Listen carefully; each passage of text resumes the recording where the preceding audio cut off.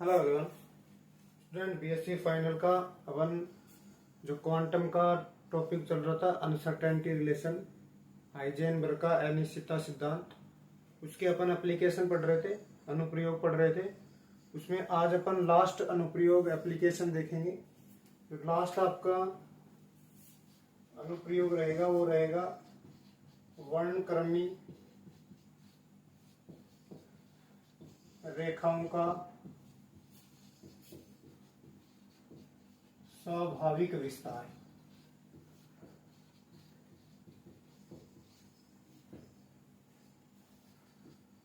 Last आपके पास अनुप्रयोग है अनिश्चितता सिद्धांत का natural width of spectral line. सबसे पहले अपन ये समझते हैं कि जो वर्णक्रम रेखाएं होती क्या है, कैसे मिलती है, और उसके बाद में स्वाभाविक विस्तार क्या होता है, इसको अपन देखते हैं। करना क्या है इसके अंदर, आपको पहले स्वाभाविक विस्तार पता होना चाहिए, नेचुरल विड्थ क्या होती है उसका पता होना चाहिए। निकालना क्या है, हाइजेनबर्ग का अनिश्चितता सिद्धांत यूज लेके आपको वर्णक्रम रेखाओं की नेचुरल विड्थ निकालनी है। तो सबसे पहले अपने को ये पता होना चाहिए वर्णक्रम रेखाएं क्या है, स्वाभाविक विस्तार क्या है। उसके बाद अपन इस स्वाभाविक विस्तार की वैल्यू निकालेंगे हाइजेनबर्ग के अनिश्चितता सिद्धांत से।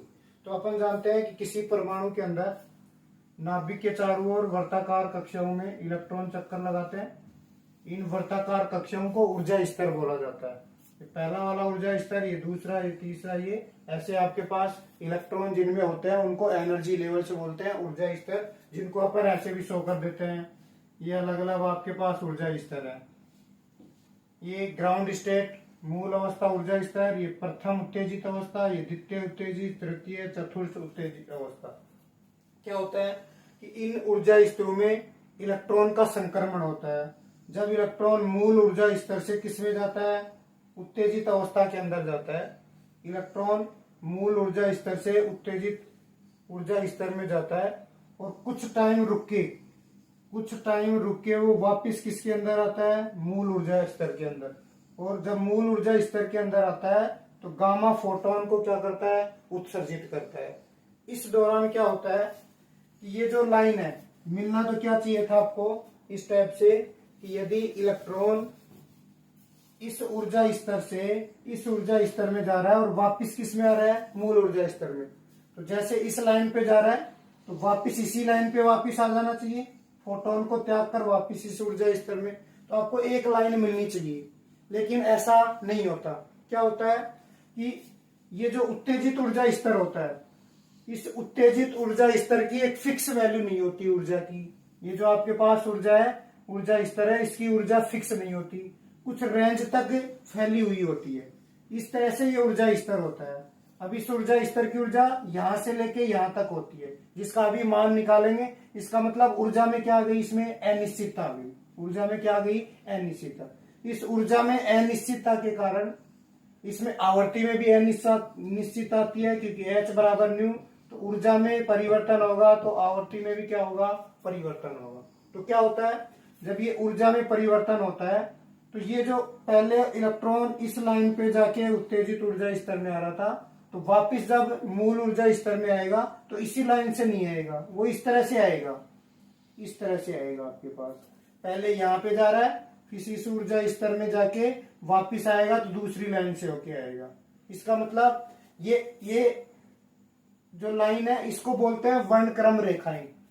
इलेक्ट्रॉन के संक्रमण से जो लाइन मिल रही है उनको क्या बोलते हैं, वर्णक्रम रेखाएं, स्पेक्ट्रम रेखाएं बोलते हैं। और इन स्पेक्ट्रम रेखाओं से आपको पता चल रहा है कि ये लाइन जो है इसकी कुछ मोटाई दिख रही है आपको, ये वाली।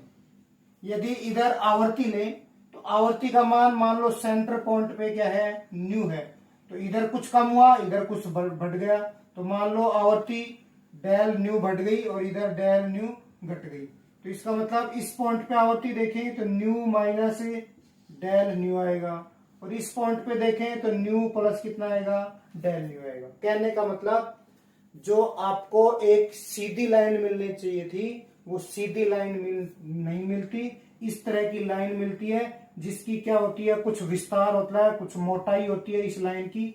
इस विस्तार को मतलब इस आवर्ती के अंतराल को अपन क्या बोलते हैं, नेचुरल विड्थ बोलते हैं। इसको अपन क्या बोलेंगे, विड्थ। कहने का सिंपल शब्द ये है कि जब इलेक्ट्रॉन निम्न ऊर्जा स्तर से उच्च ऊर्जा स्तर में जाता है, तो वापिस जब उच्च ऊर्जा स्तर से निम्न ऊर्जा स्तर में आता है तो वो इस टाइप से आता है, पहले इस लाइन के अकॉर्डिंग जाएगा और फिर इस लाइन के अकॉर्डिंग नीचे आएगा। तो ये जो स्पेक्ट्रम लाइन मिली, इसकी कुछ चौड़ाई मिलती है आपको, ये चौड़ाई मिल गई, इसको अपन क्या बोलते हैं, नेचुरल विड्थ बोलते हैं। इसका मान क्या होता है, आवर्ती फॉर्मेट में लिखें तो ये क्या होता है, आवर्ती का अंतर। क्योंकि सेंटर पे मान लिया, न्यू मान लिया, तो इधर कुछ बढ़ेगी, इधर कुछ क्या होगी, घट गई।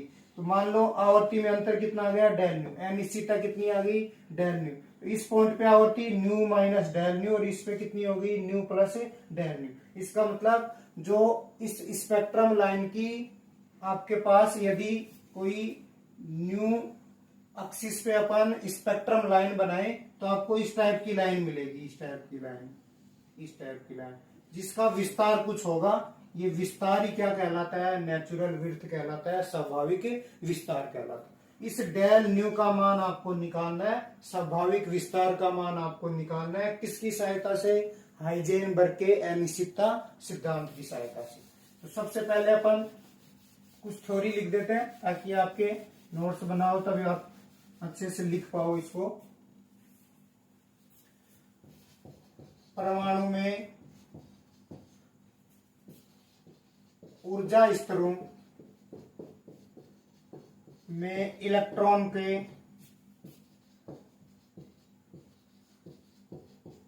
संक्रमण से प्राप्त स्पेक्ट्रम या वर्णक्रम का अध्ययन किया जाता है, तो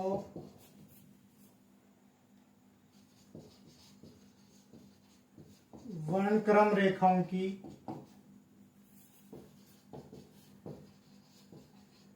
कुछ स्वाभाविक मोटाई प्राप्त होती है।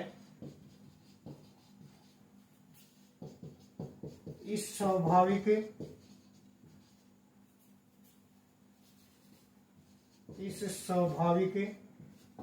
विस्तार या मोटाई का मान ऊर्जा समय अनिश्चितता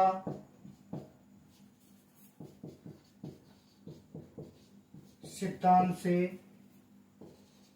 ज्ञात किया जाता है।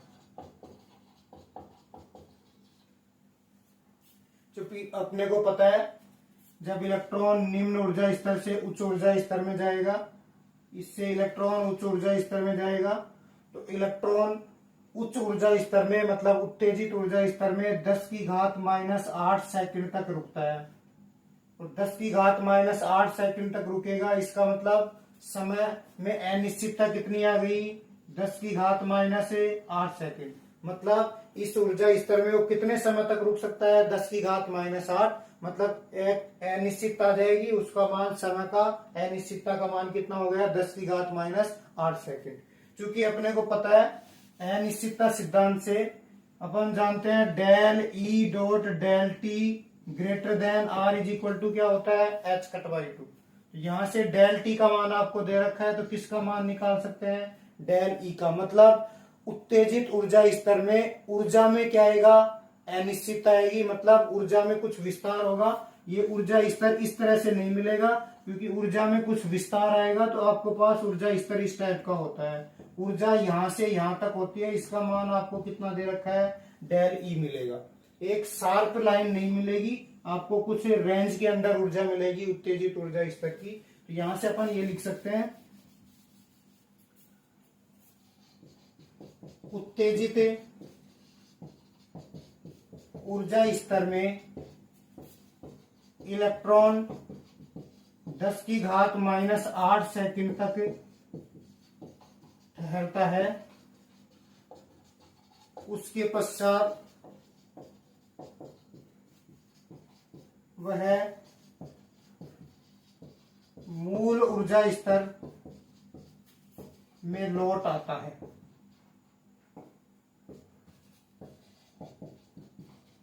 अतः उत्तेजित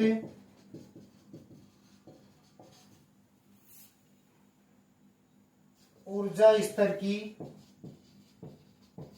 ऊर्जा में अनिश्चितता प्राप्त होती है।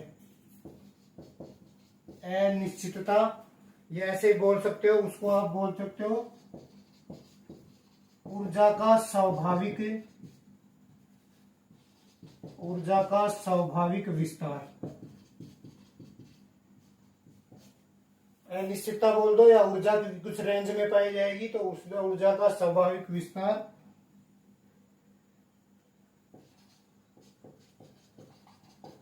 प्राप्त होगा। अपन जानते हैं del E dot del T greater than क्या होता है, H cut by two. Del E का मान कितना आ जाएगा, एच कट 2 इंटू में कितना गया, डेल टी आ गया। यहां से वैल्यू पुट कर दो तो जो उत्तेजित ऊर्जा स्तर है उसकी ऊर्जा में जो विस्तार आएगा, मतलब उसमें अनिश्चित आएगी, वो कितनी आ जाएगी, del E is equal to H cut का मान आप लोग जानते हो 10⁻⁻34 जूल इंटू सेकेंड। इसके बाद में 2 इंटू डेल टी का मान आपको कितना दे रखा है, 10⁻⁸ दे रखा है। जब अपन इसको सोल्व करते हैं तो इसका मान आपके पास आता है, इसका मान आपके पास आएगा 5.27 इंटू 10⁻⁻27 जूल। और यदि आप इसको इलेक्ट्रॉन वोल्ट में चेंज करते हो तो 27 10⁻⁻7 इलेक्ट्रॉन वोल्ट से ऊपर नीचे गुणा कर दो। नीचे गुणा करोगे तो इलेक्ट्रॉन वोल्ट का मान रख दो 10⁻⁻19। तो यदि इसको सोल्व करोगे तो इसका मान आएगा 3.3 इंटू 10⁻⁻5 इलेक्ट्रॉन वोल्ट। ये आपके पास है, इसका मान आ जाएगा 19 में से 7 जाएगा, ये 8 आ जाएगा, क्योंकि 19 है, ये ऊपर 27 है तो कितना जाएगा, 8 आ जाएगा। ये आपके पास है जो उत्तेजित ऊर्जा स्तर है उसकी ऊर्जा में अंतर बोल दो या उसका विस्तार बोल दो, इस तरह से आपको उत्तेजित ऊर्जा स्तर मिलेगा, इस टाइप से। और ये मूल ऊर्जा स्तर है। तो इलेक्ट्रॉन पहले इसमें जाएगा, वापिस आएगा तो इस टाइप से आएगा, इसमें घूमता हुआ वापिस आएगा, इसका कुछ विस्तार मिलेगा जिसको अपन क्या बोलते हैं, स्वाभाविक विस्तार बोलते हैं। तो यहां से यदि, क्योंकि अपन जानते हैं आपको डेल न्यू चाहिए, आवर्ती में विस्तार चाहिए, उसी को अपन क्या बोल रहे हैं, स्वाभाविक विस्तार बोल रहे हैं। तो अपन जानते हैं बट ई बराबर कितना होता है, एच न्यू। तो डेल ई बराबर कितना मिलेगा, डेल एच न्यू। तो डेल न्यू बराबर कितना मिल गया, एच अपॉन में डेल ई मिल गया। तो यहां से यदि वैल्यू पुट करोगे एच अपॉन में डेल ई का मान यहां से पुट कर दो, यहां से वैल्यू पुट करोगे 3.3 इंटू 10⁻⁻28 इलेक्ट्रॉन वोल्ट। एच का मान रख दो इंटू 10⁻⁻34, 3.3 इंटू 10⁻⁸ इलेक्ट्रॉन वोल्ट।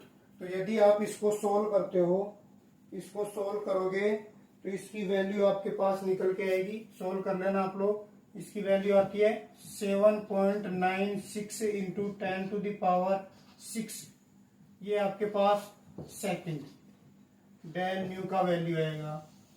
ये आपके पास क्या कहलाता है, वर्णक्रम रेखाओं का स्वाभाविक विस्तार। अच्छा, ये भी समझ सकते हो आप लोग, इसका मतलब वर्णक्रम रेखाएं न्यू माइनस डेल न्यू से न्यू प्लस डेल न्यू परास के अंदर विस्तारित होंगी। कहने का मतलब ये अभी अपन ने बनाया था, इस टाइप से आपको डायग्राम मिलेगा वर्णक्रम रेखाओं का। यदि ये पीक बिंदु न्यू पे है तो इधर आपके पास कितना बढ़ गया, विस्तार कितना आया, डेल न्यू। इधर भी विस्तार कितना आएगा, डेल न्यू। मतलब इस पॉइंट पे देखोगे तो आवर्ती कितनी मिलेगी, न्यू प्लस डेल न्यू। इस पॉइंट पे देखोगे तो न्यू माइनस डेल न्यू। तो ये जो वर्णक्रम रेखा है कहां से कहां तक फैली हुई है, न्यू माइनस डेल न्यू से न्यू प्लस डेल न्यू।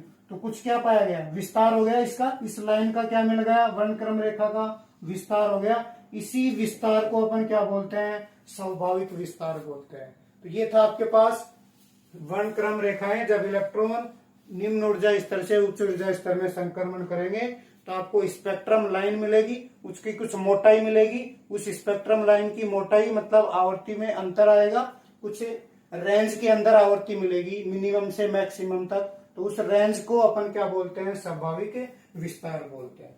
तो ये था आपके पास हाइजेनबर्ग का अनिश्चितता सिद्धांत। इसके एप्लीकेशन कंप्लीट हो चुके। नेक्स्ट वीडियो के अंदर अपन ऑपरेटर पढ़ेंगे, इसका यूनिट का सेकंड पार्ट है, ऑपरेटर पढ़ेंगे। अलग अलग ऑपरेटर, कौन कौन से ऑपरेटर होते हैं, ऑपरेटर होता क्या है, और उसके बाद में उसकी थ्योरम पढ़ेंगे।